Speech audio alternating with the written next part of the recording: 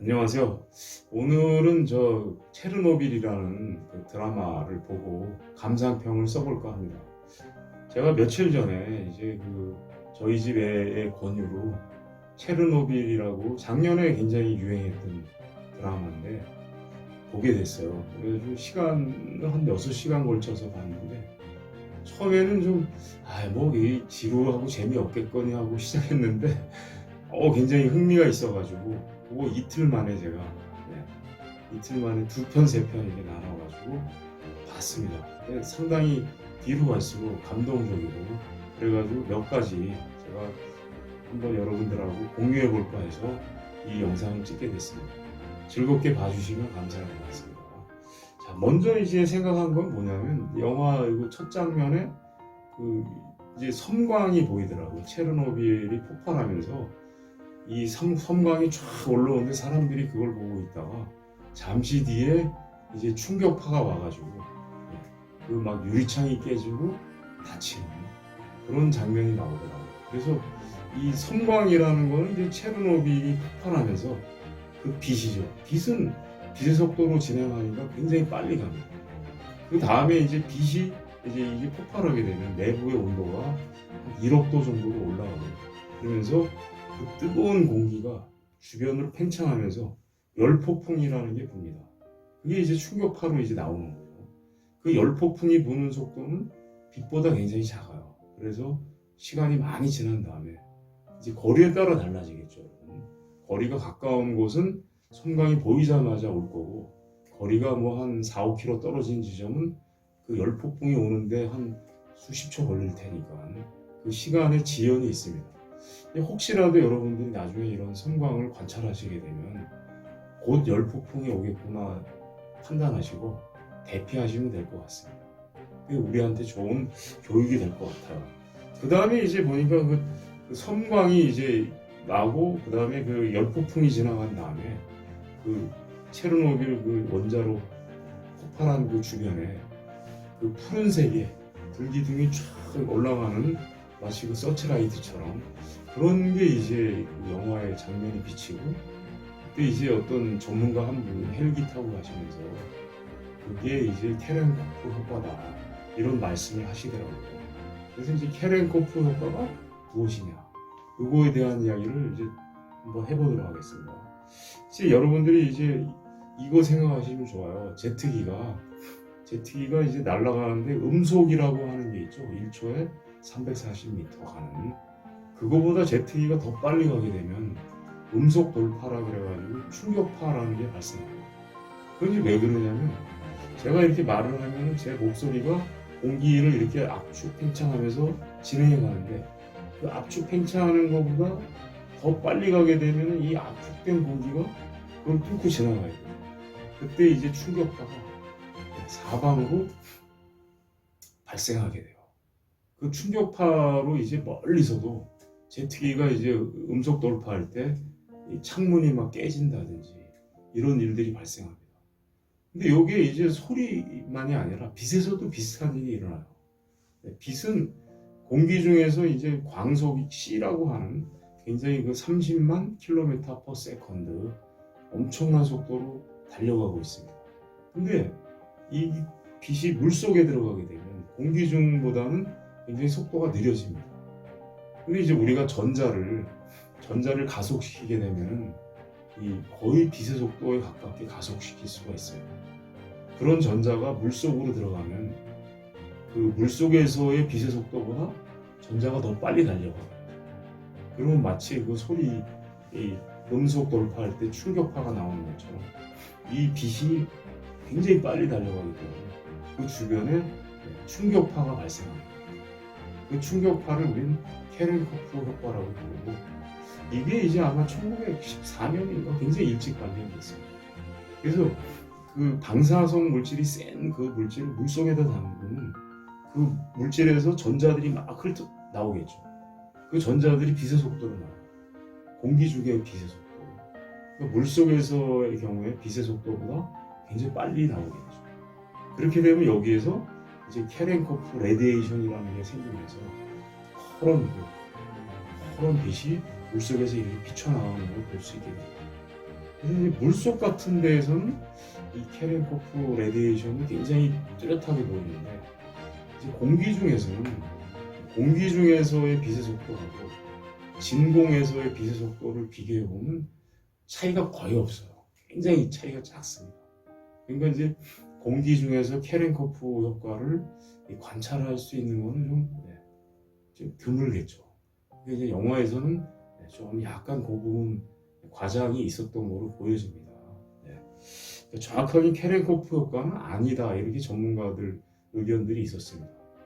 사실 제가 이제 핵물리학을 전공했는데 이 핵물리학에서는 이 우라늄의 핵분열 그런 어떤 베이직한 과정을 다루긴 해요. 근데 원자로 자체를 다루진 않습니다. 이 원자로를 다루는 분야는 이제 핵공학이라고 해가지고 1960년대에 이제 물리학에서 독립해서 나갔죠.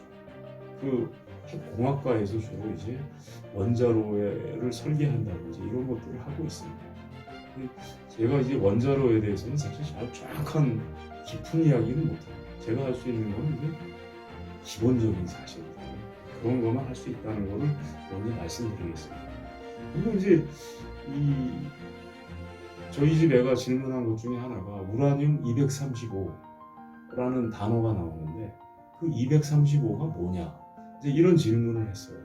그래서 제가 이 원자핵이라는 걸 보게 되면 원자핵 안에는 이 양성자라는 거하고 그다음에 중성자라는 게 있습니다. 이 양성자하고 중성자는 거의 똑같아요. 쌍둥이처럼 똑같습니다. 뭐만 다르냐면 이 중성자는 전하가 0입니다. 전기적으로 0이고 그래서 이제 중성이죠. 뉴트럴. 그리고 이제 양성자는 전기적으로 플러스의 전하를 가져요. 그래서 원자핵에는 이 양성자와 중성자가 여러 개 이제 뭉쳐 있는 거죠. 그중에 이제 우라늄이다 그러면 이제 이 양성자가 92개 있습니다. 우라늄, 이 우주에 존재하는 우라늄 그러면 무조건 92개 있어요. 양성자는. 하지만 중성자는 이게 이제 뭐 200개 있을 수도 있고 좀 과장해서 한 150개 있을 수도 있고 다양합니다. 중성자가 있을 수 있는 개수는. 근데 이제 이 우라늄 235라 그럴 때는 그 92 빼기 235 그러니까 얼마가 돼요? 235에서 92를 빼면은 143개인가 143개의 중성자가 있는 거예요. 중성자 143개와 양성자 92개. 그래서 더하면 235개가 되는 거죠. 그걸 우리는 우라늄 235라고 해요. 그럼 이게 이제 예를 들면 뭐 이렇게 우라늄 원자핵이 있는 거예요. 우라늄 핵이 있는데 여기에 이제 양성자 92, 중성자 143개. 정확한지는 모르겠습니다.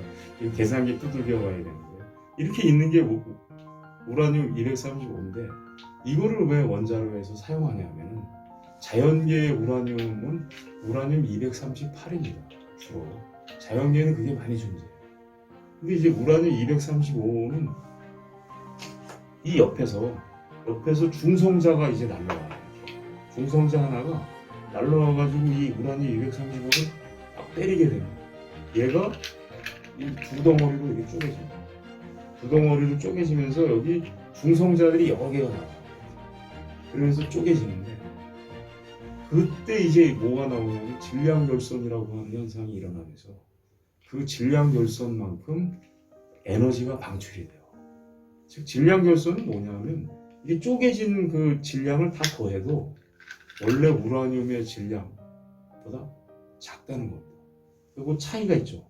그 차이만큼 이제 아인슈타인의 E는 mc 스퀘어라고 하는 그 공식에 의해서 에너지가 외부로 이제 방출되는 거죠.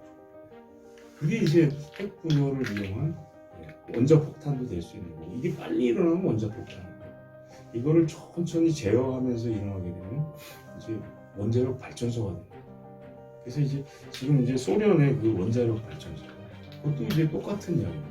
그래서 우라늄 235를 원료로 많이 사용합니다. 우라늄 235를.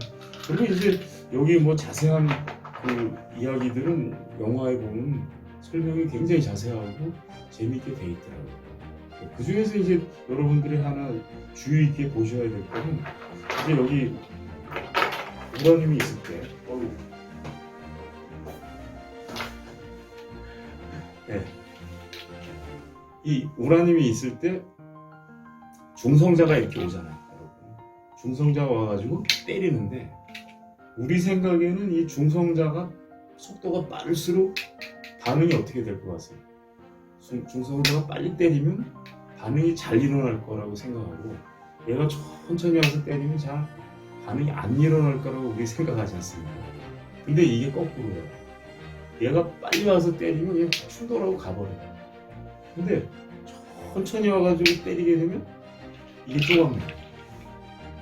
그래서 이런 천천히 오는 이 중성자, 이거를 이제 열중성자라고 합니다. 그러니까 이 우라늄의 그 원자로 안에서 핵 반응을 일으키려면 이 중성자의 속력을 어떻게 해야 돼요? 천천히 만들어야 되겠죠. 이게 쪼개져가지고 나온 중성자는 굉장히 빨라요. 그 빠른 중성자를 감속시켜야 됩니다. 그때 나오는 게 이제 뭐냐, 감속제라는 게 나옵니다. 그래서 원자로에서는 중요한 게 이 감속제로 이 중성자를 열중성자로 만드는 이게 굉장히 중요한 과정인데, 네. 근데 이제 이 감속제로 많이 쓰이는 게 뭐냐면 이 중성자하고 사이즈가 비슷한 원자핵을 감속제로 많이 씁니다. 그래서 이게 제일 많이 사이즈가 비슷한 게 중성자, 이거 양성자랑 같다 그랬죠. 근데 양성자만 된 그 핵이 있어요. 그게 바로 수소죠. 수소 핵은 어떤 거냐면 양성자 하나가 있는 게 수소입니다. 그리고 또 이 수소 중에 양성자 하나, 중성자 하나 이렇게 된 수소가 있어요. 이거를 우리 중수소라고 해요. 영어로는 듀톤, 중수소. 이런 수소도 있어요. 그리고 어떤 수소는 양성자 하나와 중성자 두 개 이렇게 된 수소도 있어요. 이거는 삼중수소. 네. 이렇게 여러 종류의 수소가 있습니다. 자연계에. 근데 제일 흔한 게 양성자 하나 있는 수소죠. 이 양성자 하나 있는 수소, 이거 이제 물이죠. 물의 수소가 H2O니까 물에 많습니다. 그래서 물을 감속제로 사용합니다. 그게 이제 물을 집어넣게 되면 이 중성자가 와가지고 얘랑 충돌하면서 속력을 잃어버려요. 그러면서 느려지는 거예요. 그런 이제 우리나라가 쓰는 이 방식이 바로 이 물을 사용하는 거죠. 한국은. 근데 이제 그 중에 또 다른 발전소가 뭐가 있냐면 이제 요새 말이 많았던 그 월성에서 나오는 그 만들어진 원자로들은 이 물을 쓰지 않고 중수를 씁니다. 중수. 수소인데 수소가 이게 중수소로 된 물을 써요. 이거를 이제 중수라고 합니다.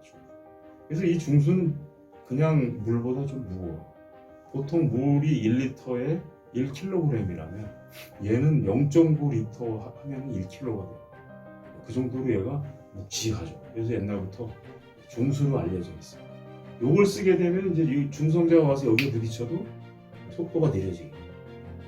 이런 이제 장단점들이 있어요. 이걸 사용하게 되면 어떤 장점이 있고 이런 거는 이제 여러 전문가들 보는 분들이 많이 논했기 때문에 저는 생략하고 이제 이렇게 이런 감속제를 가지고 비중성자의 속도를 낮춰가지고 원자로의 핵 분열 반응을 촉진시킵니다. 그러면서 이제 여기에서 뭐가 나오냐면 이 우라늄 235가 쪼개졌을 때 이 쪼개진 이 덩어리가 안정된 핵종일 수도 있지만 이게 언스테이블한 핵종일 수가 있어요. 이게 언스테이블하다는 건 무슨 뜻이냐면 방사능 붕괴를 한다는 뜻이에요. 이런 물질이. 그런 물질이 아주 대표적인 게 그 영화에 나오는, 그 드라마에 나오는 요드 131. 요드 131이 여기서 많이 나와요. 그 다음에 세슘 137이라고 하는 이런 것도 또 등장합니다. 이제 요드 131은 주로 이제 무슨 작용을 하냐면 이게 우리 인체에 들어가게 되면 요드 131이 여기 있다고 그래요. 이게 우리가 이제 먹거나 마시거나 해서 이제 이게 몸속으로 들어가게 되면 얘가 움직이면서 주로 어디에 쌓이냐면 이거 갑상선 있죠? 갑상샘이라고 요새 부르는데 갑상샘에 얘가 들어가서 정착을 합니다. 그럼 이제 얘는 방사능 그 방광기가 8일이에요. 8일 동안 어떻게 되는 거예요? 얘가 여기서 붕괴하면서 이 갑상샘에 있는 그 세포들을 파괴하겠죠. 그렇게 되면 그 세포의 일부가 암세포로 발전할 수가 있겠죠. 그래서 암세포로 가기 전에 그게 이제 그 우리가 잘 알고 있는 갑상샘암이 되는 거죠. 그리고 이제 세슘이라고 하는 거는 또 세슘 137은 이걸 이제 우리가 먹게 되면 이 뼛속으로 주로 먹는 우리 인체 뼈에 가가지고 축적이 됩니다. 안 나가고 축적이 돼요. 그러면 이 세슘은 방광기가 30년이에요. 굉장히 길어요. 그러니까 이게 몸속에 들어가 30년은 지나야지 배출이 되는 거죠. 그래서 이 영화에 보면 이제 무슨 이야기가 나오냐면 요도 132일이 흡수되는 거를 막기 위해서 미리 정상 요도를 섭취하는 거예요. 미리. 그래서 그 캡슐, 요도 캡슐이 있어요. KI라고 보통 부르는데 요도와 칼륨 이거를 이제 한 정씩 먹는 겁니다. 미리 먹어놓으면 얘가 여기에 이제 요도가 여기 와서 축적이 되기 때문에 이 방사능 요도가 흡수가 돼도 여기로 오지 않고 그냥 몸으로 빠져나가겠죠. 그런 원리가 돼요. 그 다음에 이제 세슘도 이제 먹으면 중화제가 있어요. 세슘 중화제. 그거를 빨리 먹어가지고 우리 몸에 있는 세슘을 빨리 방출시키는 겁니다. 그래서 보통 중화제를 먹으면 한 달에서 한 2달 사이에 세슘이 빠져나간다고 합니다. 그래서 이제 한 달, 2달 동안은 몸에 남아가지고 이게 이제 뼈에 있으니까 얘가 방사능을 분출하면서 뼈에 골수에 있는 조골세포 같은 거를 파괴합니다. 그렇게 되면 우리 뭐 백혈구, 적혈구 만드는 세포가 망가지니까 잘못하면 백혈병 같은 거에 걸릴 수도 있고 여러 가지 암의 원인이 되겠죠. 그 외에도 이제 또 무슨 물질이 있냐면은 그 플루토늄이 또 있어요. 플루토늄이 이제 여기 우라늄 238이 많은데 원자로에 들어간 그 이 재료 중에는 우라늄 235도 있지만 238이 많아요. 그 238에 이 중성자 하나가 이렇게 딱 들어가면 우라늄 239가 됩니다. 그 다음에 이게 베타 분계를 하게 되면 플루토늄 239. 이제 플루토늄이 굉장히 위험한 건 뭐냐면 이 플루토늄을 모으게 되면 원자 폭탄이 돼요. 그러니까 이제 우라늄 그 원자로의 그 찌꺼기를 재처리하게 되면 플루토늄이라는 게 나올 수 있어요. 그 플루토늄은 원자 폭탄에 전용할 수 있습니다. 상당히 그 우라늄 재처리할 때 조심해야 되겠죠. 그런 것들을 감시하는 국제기구 같은 것들도 있게 됩니다. 그리고 이제 이 또 한 가지 이제 거기 영화 보면서 제가 재밌게 봤던 거는 이렇게 방사능 계수기 있죠. 아이고 계수기. 그거를 들고 이제 방사능 물질이 많은 곳에 가면 지지직 하는 잡음이 계속 들리는 거죠. 이제 실제로 이제 제 친구들 중에 이제 몇 명이 그 미국의 그 제퍼슨 랩 연구실이라고 그 입자 가속기가 있는 연구실인데 거기에 가서 이제 몇 년씩 근무하던 친구들이 있었습니다. 그 친구들 이제 이야기를 들어보면 가슴에 이제 그 디텍터를 여기다가 차고 들어간다. 그 안으로 들어갈 때 디텍터를 딱 차고 들어가면 걷고 있으면 째깍째깍 소리가 나면서 여기 번호가 촥촥 올라갑니다. 그러면서 이 지금 째깍 소리 날 때마다 내 몸에 이 방사능이 하나 휙 지나갔다. 이런 느낌이 든답니다. 이 심장 이쪽에다 차고 가기 때문에 섬찟하대요. 그래가지고 그 숫자가 정해진 넘버보다 딱 넘어가게 되면 연구소에서 나가야 된다. 연구소 떠나셨다. 몇 년 뒤에 다시 와야 된다. 연구소에서 계속 일을 못합니다. 그래서 이거 관리가 굉장히 중요하고 이거 시험도 본다. 시험 봐가지고 라이센스도 획득해야 되고 관리를 잘해야 된다. 그래서 그 숫자가 어떤 한계치에 도달하게 되면 그 관리를 못하게 되면 쫓겨나는 거죠. 연구소에서. 그런 이야기도 많이 있다고 합니다. 그 다음에 이제 또 한 가지 제가 말하고 싶은 거는 방사능이죠. 가장 위험한 거. 이 방사능 사고가 있을 때 우리가 어떻게 피해야 되나. 그래서 이제 제가 세 가지 보통 이야기를 나눠요. 시간과 거리와 벽. 시간이라는 건 뭐냐면 방사능 물질이 있는데 그 주변에 오래 머무르면 안 돼요. 가까이 이 주변에 긴 시간 머무르게 되면 몸이 암에 걸릴 확률이 아주 높아지게 됩니다. 제가 이 이야기는 이제 제가 그 공부할 때 저희 그 스승님들 중에 저희 이제 핵물리학이니까 이 핵물질을 다루시는 분들이 많았어요. 저는 이제 이론을 공부했는데 그분들은 이제 실험 핵물리학을 해가지고 늘 보면 이제 그 연구실에 방사능 물질들이 많이 있습니다. 그게 이제 60년대, 50년대 이때 공부하시는 분들이라 이 방사능 위험성에 대해서 잘 인지를 못하고 있던 시절이에요. 그래서 그런지 은퇴할 나이쯤 되니까 이분들이 두 분이 갑자기 암에 걸리셔가지고 돌아가시더라고요. 근데 이제 그분들은 본인이 이제 이 자기가 방사능 물질을 만져서 암에 걸렸다 이런 말씀은 안 하시는데 저희들이 볼 때는 그 방사능 물질을 만져서 암에 걸린다고 거의 확신하고 있습니다. 그리고 이제 대표적인 분도 이제 큐리 부인이 있죠. 큐리 부인이 보면은 그 폴로늄이라고 하는 폴로늄이 이제 폴란드라는 이름을 따서 지은 이름이거든요. 그래서 큐리 부인이 태어난 곳이 폴란드죠. 이분이 이제 폴로늄을 발견했는데 그 폴로늄이 이제 방사능 물질이에요. 그런 이제 방사능 물질들을 잘 때도 머리맡에다 두고 잤대요. 굉장히 애지중지하면서. 이제 그 시절만 해도 이 방사능의 위험성을 전혀 몰랐대요.